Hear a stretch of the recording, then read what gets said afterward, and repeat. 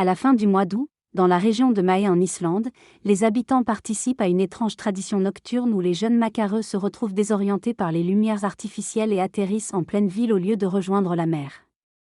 Certains citoyens, comme Zandrekvar, font partie de la brigade de sauvetage des oisillons et s'efforcent de sauver les macareux affamés ou en danger.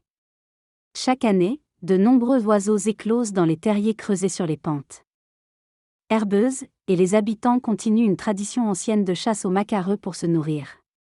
Cependant, la pratique de chasse est désormais réglementée pour protéger les populations en déclin, notamment confrontées aux effets du changement climatique.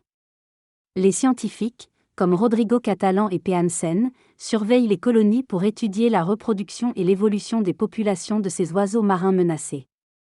Les macareux, des oiseaux protégés, voient leur population décliner. En raison de diverses menaces, dont la chasse qui a été fortement réglementée en Islande. Autrefois abondants, les macareux étaient chassés pour la nourriture, mais aujourd'hui la tradition est en déclin. Les biologistes suivent de près la population de macareux, les équipant de dispositifs de géolocalisation pour étudier leur migration vers les eaux arctiques.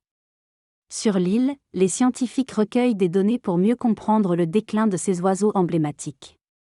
L'analyse des données collectée au fil des années a permis de suivre l'évolution de l'environnement en observant une espèce animale particulière, les macareux. Chaque année, la saison des bébés macareux débute à la fin du mois d'août, lorsque les parents cessent de nourrir leurs petits, les incitant à quitter le nid. Certains se perdent en raison de la luminosité de la civilisation moderne. Sandra et sa sœur Berglin patrouillent la nuit pour rechercher les oisillons égarés, perpétuant ainsi une tradition transmise de génération en génération. Ils sont aidés par des volontaires qui veillent sur les bébés macareux, les sauvant des dangers de l'environnement urbain. Chaque oiseau retrouvé fournit des données précieuses pour la préservation de la population de macareux.